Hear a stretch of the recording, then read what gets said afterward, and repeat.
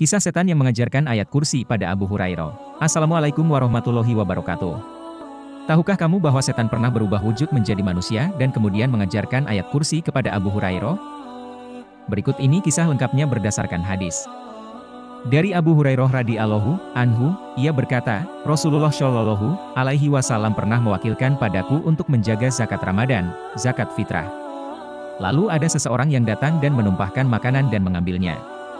Aku pun mengatakan, demi Allah, aku benar-benar akan mengadukanmu pada Rasulullah Shallallahu alaihi wasallam.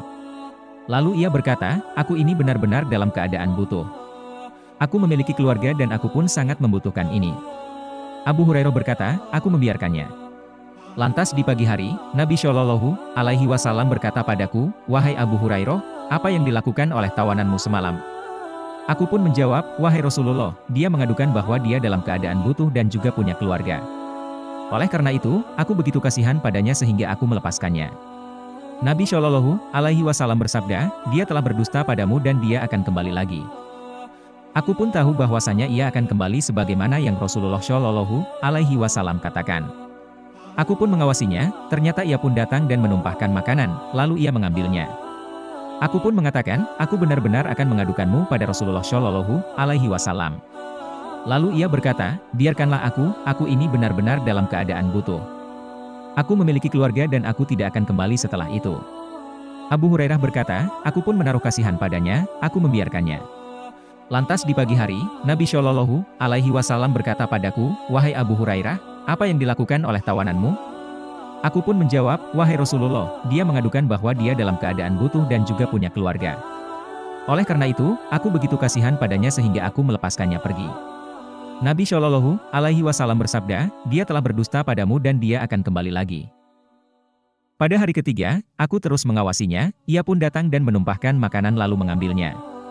Aku pun mengatakan, aku benar-benar akan mengadukanmu pada Rasulullah Shallallahu alaihi wasallam. Ini sudah kali ketiga, engkau katakan tidak akan kembali namun ternyata masih kembali. Ia pun berkata, biarkan aku. Aku akan mengajari suatu kalimat yang akan bermanfaat untukmu. Abu Hurairah bertanya, apa itu? Ia pun menjawab, jika engkau hendak tidur di ranjangmu, bacalah ayat kursi, Allahu la ilaha illallah wal hayyul qayyum. Hingga engkau menyelesaikan ayat tersebut. Faedahnya, Allah akan senantiasa menjagamu dan setan tidak akan mendekatimu hingga pagi hari. Abu Hurairah berkata, aku pun melepaskan dirinya dan ketika pagi hari Rasulullah Shallallahu alaihi wasallam bertanya padaku, apa yang dilakukan oleh tawananmu semalam? Abu Hurairah menjawab, wahai Rasulullah, ia mengaku bahwa ia mengajarkan suatu kalimat yang Allah beri manfaat padaku jika membacanya. Sehingga aku pun melepaskan dirinya.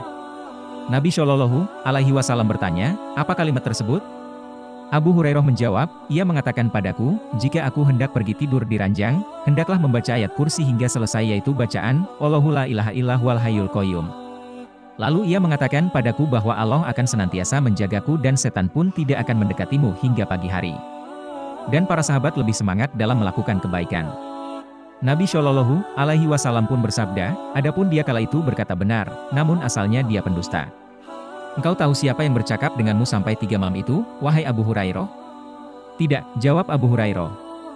Nabi Shallallahu alaihi wasallam berkata, dia adalah setan. Hadis riwayat Bukhari No. 2311. Wallahu a'lam bishawab.